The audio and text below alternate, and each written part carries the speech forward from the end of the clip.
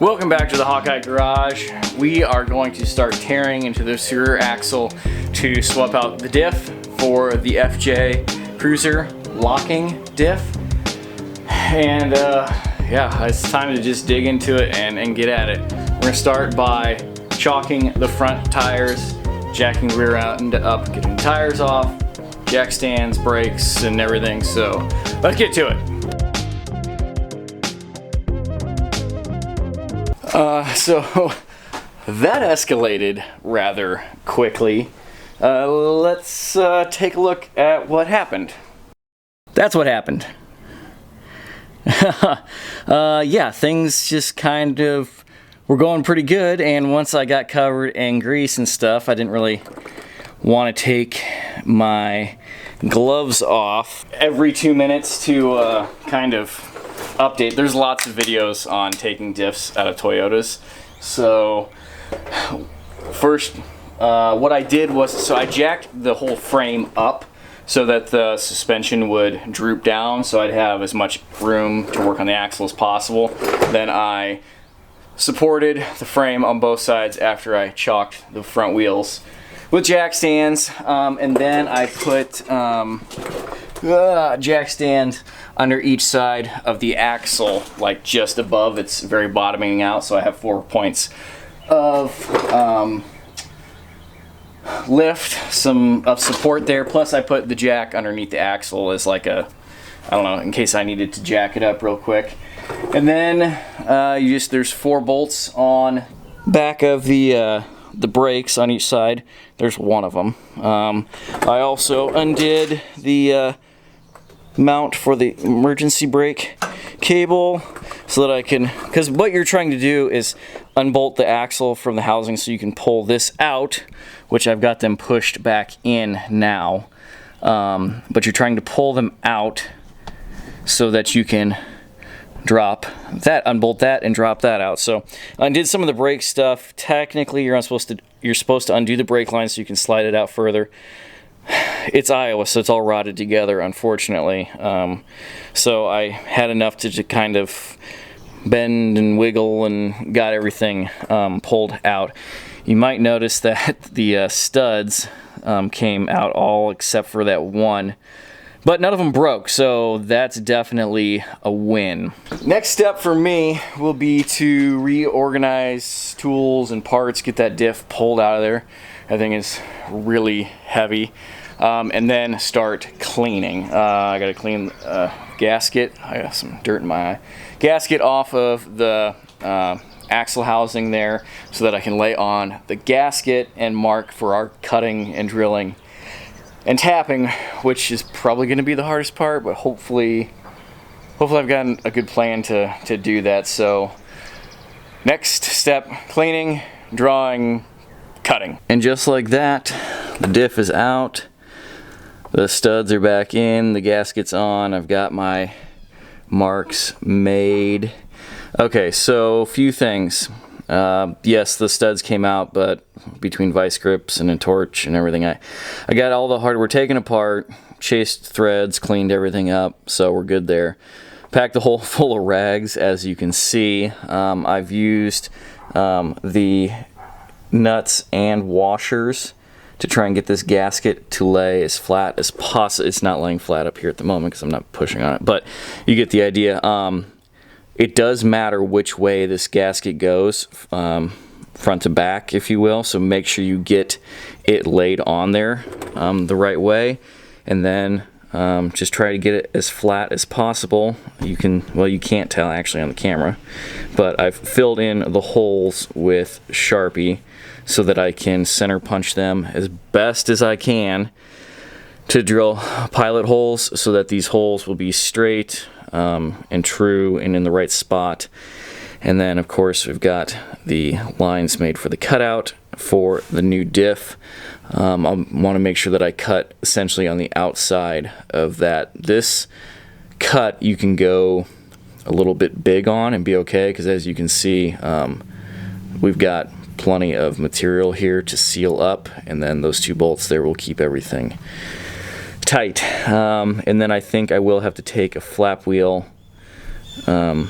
knock down this little bit of a shoulder here. As you can see, it's gonna hit and possibly on the bottom. So I guess theoretically the easy stuff is done. Time to start cutting. Wish me luck. Now for cutting into the diff, I've got a few different options down here. I've got a pneumatic body saw, and actually this can take jigsaw blades, or if you can tell, you can put a plain old hacksaw blade in there.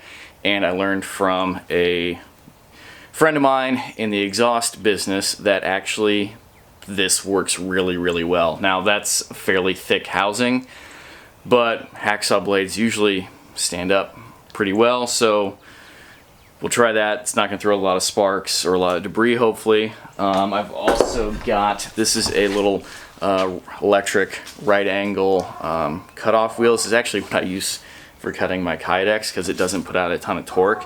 But because it's the right angle, this might actually work really well for at least making kind of like my score marks on the housing, so that they'll be easier to follow than the marker. And then, of course, regular 4.5 inch, well, it's not 4.5 inches anymore, fiber cutoff wheel, and this is a pretty thin one, which is what we want. The gas tank is down there. So proceed at your own risk, I guess. I'm probably going to take, well, not probably, I'm going to take a tarp or a moving blanket, and I'm going to shove it all up in there, possibly some cardboard to create kind of a barrier. And that's why I was talking about earlier, dropping the axle down as far as possible to, you know, get as much space as possible. So here we go. My shoulder hurts. But yeah, seriously, from laying underneath it. Anyway, it's been a couple more hours. I've got considerably more done. It's been slow going. Obviously, cramped quarters and stuff, but I guess let's slide back down underneath and show you guys what I've got done and how I've gotten this far. Well, I got my cut made. It's not super printy and polished finish, but it is all smooth. There's no burrs or pieces that are going to fall off or whatever, and I've got perfect amount of spacing. I put the gasket back over to check, so I'm actually really happy with how that turned out. The main cut, I started with that right angle, that small cutoff, and I kind of sunk it in as far as I could go so that I could get that body saw in, and actually that worked really, really good. So I could finish going towards here, and if I'd had a better hacksaw blade to cut up, it would have gone even better. But this is about, I don't know, it's not 1/4 inch, it's not 3/8, but it's pretty thick, but it's not like hardened steel or cast or anything, so it cuts okay. And then the corners, I drilled 1/8 inch pilot holes and then 1/4 inch just to kind of get the radius.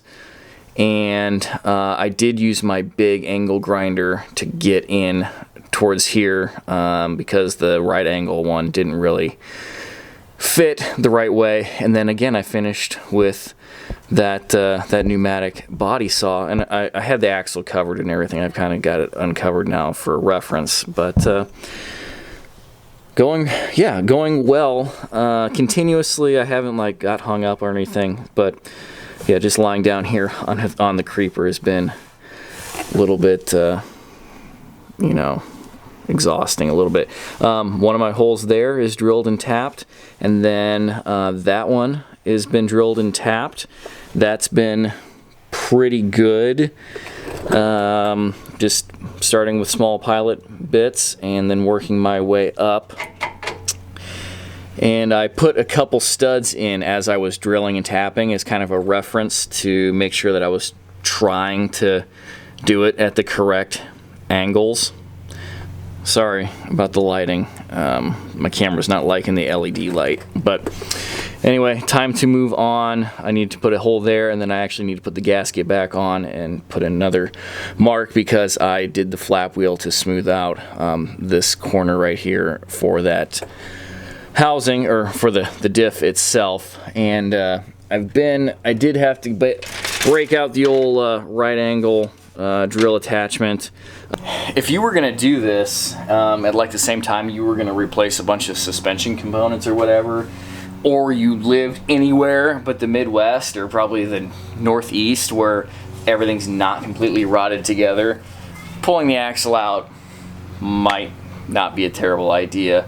The time that you would save cutting and drilling in cramped spaces would probably even out in the time that it would take you to take the axle out and put it back. But whatever, that, so far I haven't broken any bolts, but yeah, it hasn't been awful either. So back to drilling and tapping.